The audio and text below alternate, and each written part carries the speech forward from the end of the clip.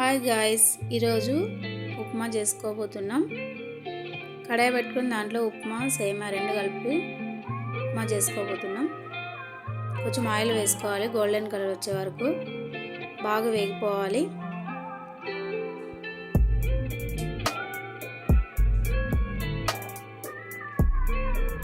వేగిన తర్వాత ఒక బౌల్లో తీసుకుందాం.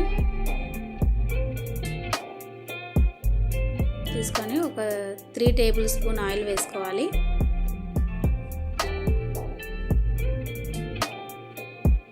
కొంచెం ఆవాలు జీలకర్ర వేసుకోవాలి. బాగా వేగినాక ఆనియన్స్, కరివేపాకు, మిర్చి వేసుకొని బాగా వేగాలి.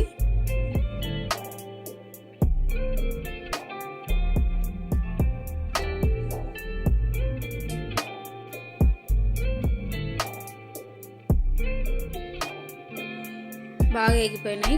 దాంట్లో క్యారెట్, బీన్స్, పచ్చిబఠానీ, టమాటా వేసుకొని బాగా మగ్గాలి. బాగా వేయించుకొని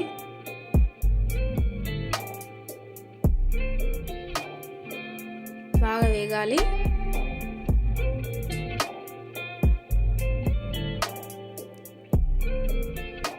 ఒక 2 మినిట్స్ మూత పెడదాం.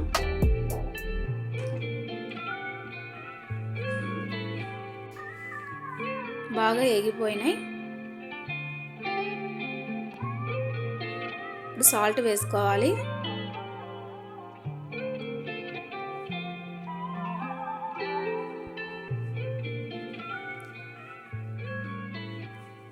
ఒక గ్లాస్కి 2 గ్లాసులు వాటర్ వేసుకోవాలి.